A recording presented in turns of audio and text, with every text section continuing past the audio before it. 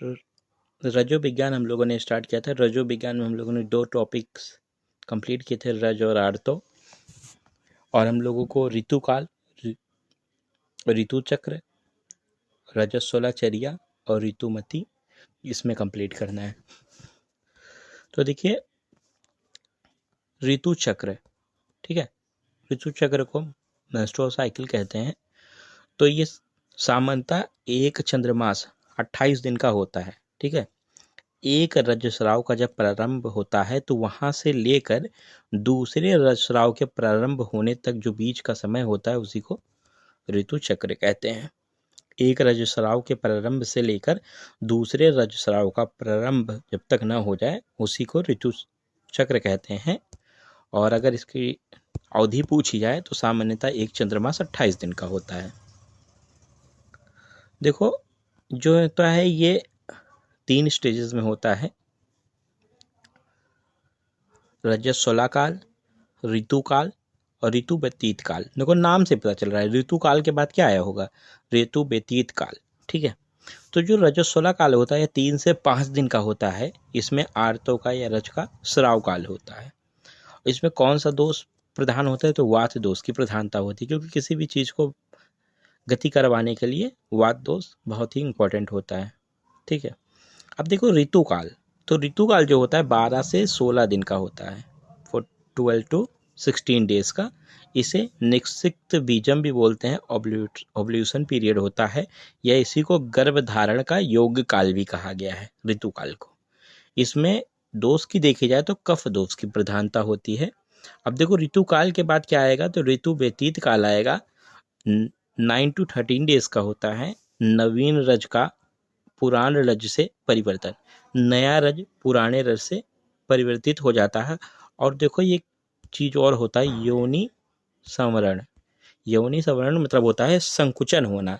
योनि ऋतु व्यतीत काल में योनि संकुचित हो जाती है, ठीक है। जिस प्रकार कमल का फूल संकुचित हो जाता है उसी प्रकार योनि भी संकुचित हो जाती है। तो हम लोगों ने इसमें देखा बस इतना कि ऋतु चक्र जो होता है एक रज के प्रारंभ से लेकर दूसरे रज के प्रारंभ तक का होता है, सामान्यतः 28 दिन का होता है। 3 स्टेजेस होती हैं, रजस्वला काल और ऋतुकाल और ऋतु व्यतीत काल, ठीक है। देखो अब थोड़ा सा ऋतुकाल को डिटेल में जान लेते हैं। देखो ऋतुकाल जो होता है वाग्भट और सुश्रुत मत अनुसार क्या कहा गया है, तो वाग्भट और सुश्रुत मत अनुसार कहा गया आर्तो दर्शन के बाद 12 दिन का काल। और अन्य आचार्यों के मत से आर्तो दर्शन ना भी हो तब भी ऋतुकाल होता है। मतलब अगर ऋतुकाल जो स्टेज बोला गया है, देखो जिसमें ऋतुकाल में आर्तो होता है ना, गर्भधारण योग्य या आर्तो की वजह से होता है गर्भधारण, तो आर्तो का दर्शन, अगर आर्तो दर्शन के बाद 12 दिन का काल जो होता है ऋतुकाल होता है। लेकिन अगर ये आर्तो दर्शन ना भी हो तब भी बहुत सारे आचार्यों ने आर्तो दर्शन ना होने पर भी इस काल को ही ऋतुकाल बोला है। तो चाहे आर्तो दर्शन हो चाहे ना हो, ठीक है, आर्तो दर्शन के बाद जो 12वें दिन के बाद होता है वो काल को ऋतुकाल कहा जाता है।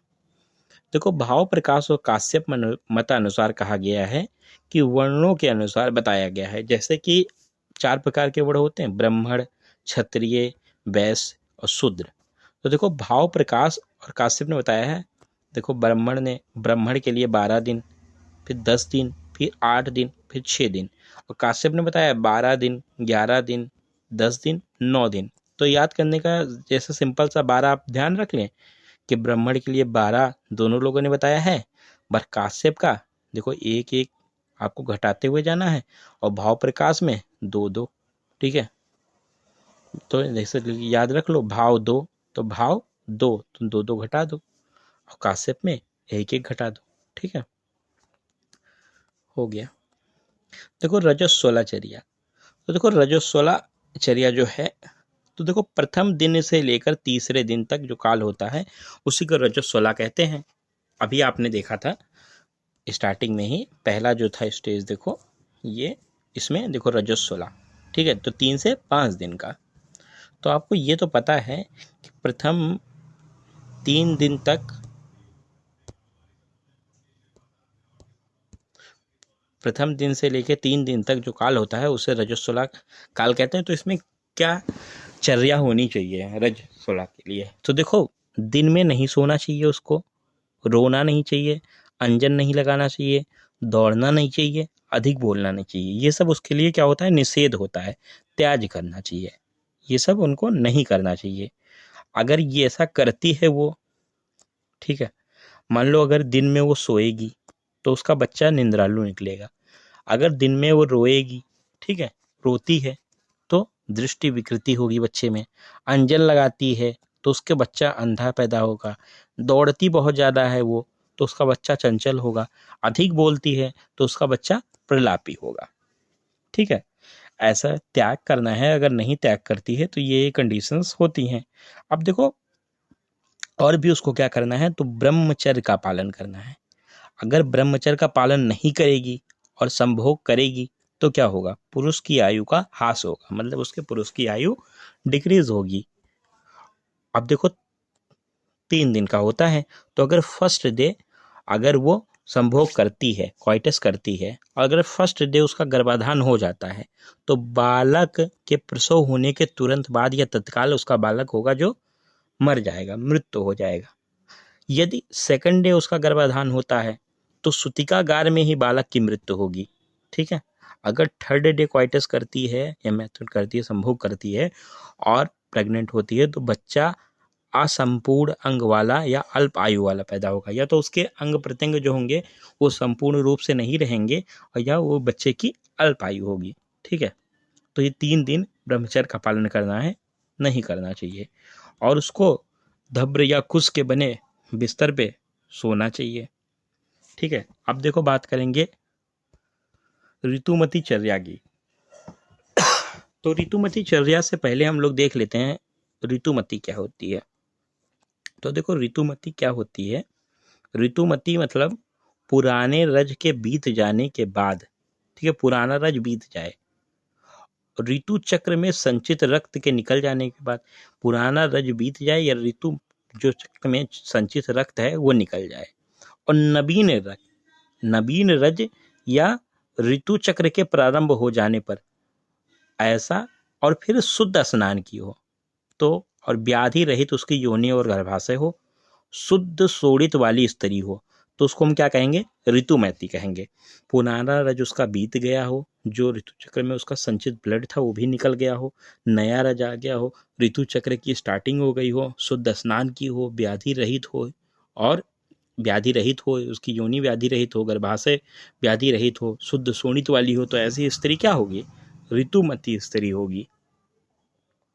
अब देखो ऋतुमती स्त्री होगी तो ऋतुमती स्त्री के लिए क्या चर्या होती है, तो ऋतुमती स्त्री के लिए देखो चर्या जो होती है चौथे दिन, 3 दिन तक तो उसको नहीं करना है, चौथे दिन उसको उबटन लगाकर, सिर से स्नान कर कर, श्वेत वस्त्र धारण करके, ठीक है, आभूषण धारण करके, मंगल चरण और स्वास्तिक वचन करने के बाद पति का दर्शन करवाना चाहिए। ऐसा क्यों, क्योंकि ऋतु स्नान के बाद जब स्त्री जिस पुरुष को सर्वप्रथम देखती है उसके बारे में सोचती है, उसी प्रकार का पुत्र को वो जन्म देती है। ठीक है, ये ऋतुमती चर्या थी। तो ऋतुमती कौन है आपने जान लिया। ठीक है, ऋतुमती कौन है, तो पुराना रज आराम से निकल गया हो, नया आ गया हो, ठीक है, और योनि गर्भाशय सब व्याधि रहित हो और शुद्ध शोणित वाली हो। उसकी चर्या क्या होगी, तो 40 डे वाली जो चर्या अभी बताई वो होती है। क्या उसको रजस्वला के लिए क्या क्या बताया गया, क्या निषेध है, क्या नहीं करना चाहिए, वो आपने जान लिया। और ऋतुकाल क्या होता है तो आपने जान लिया। ठीक है, भाव प्रकाश और काश्यप ने वर्णन अनुसार बताया वो भी आपने देख लिया। और ऋतु चक्र 3 स्टेजेस में होता है, रजस्वला काल, ऋतुकाल, ऋतु व्यतीत काल, सारा ये भी जान लिया। अब देखो एक टॉपिक जो मैंने स्टार्टिंग में आपको बताया था नहीं, वो बताते हैं कि वो टॉपिक देखो एक और है पढ़ने के लिए इसमें, स्त्री शुक्र, कॉन्सेप्ट ऑफ स्त्री शुक्र। ठीक है, तो देखो स्त्री शुक्र के बारे में पढ़ते हैं। तो देखो पुरुष के साथ संगम करते समय या तो स्त्री पुरुष के साथ संगम कर रही हो, अत्यंत कामातुर स्त्रियां आपस में संगम करने पर वह एक दूसरे का शुक्र चरण करती है। मतलब या तो वो पुरुष के साथ संगम कर रही हो या बहुत ही अत्यंत कामातुर वाली स्त्रियां आपस में संगम कर रही हो एक दूसरे के साथ, और जो शुक्र का चरण करती हैं उसी को स्त्री शुक्र कहते हैं। या शुक्र गर्भाधान के लिए तो किंचित उपयोगी नहीं है, गर्भाधान तो इससे नहीं हो सकता है, क्योंकि उससे अगर गर्भाधान होगा भी तो अस्थि विहीन गर्भ की उत्पत्ति होगी। ठीक, कैसे होगी मुझे नहीं पता, कैसे शुक्र से होती है स्त्री शुक्र से गर्भाधान, बट आचार्यों ने लिखा है अस्थि विहीन गर्भ की उत्पत्ति होगी। अब देखो, चरम सीमा पर पहुंचकर स्त्री में प्रकट होने वाला जो स्राव होता है वो पुरुष के शुक्र के समान ही होता है, श्वेत होता है, तरल होता है, चिपचिपा होता है। इसी के आधार पर इसको स्त्री शुक्र का नाम दिया गया है, स्त्री शुक्र की संख्या दी गई है। ठीक है, क्योंकि वो स्त्री वाला शुक्र जो होता है वो पुरुष के शुक्र के समान क्या होता है, क्या क्या होता है, श्वेत होता है, तरल होता है, चिपचिपा होता है, इसलिए उसको स्त्री शुक्र की संज्ञा दी है। ठीक है, और ये गर्भ के लिए किंचित उपयोगी नहीं होता है, और अगर गर्भ इससे धारण भी हो जाता है तो अस्थि विहीन गर्भ होगा। ठीक है, और पुरुष के साथ संगम करेगी या अत्यंत कामातुर स्त्रियां आपस में संगम करेंगी, जो शुक्र का क्षरण करती हैं उसी को स्त्री शुक्र कहते हैं। तो हम लोगों का चैप्टर हो गया कंप्लीट।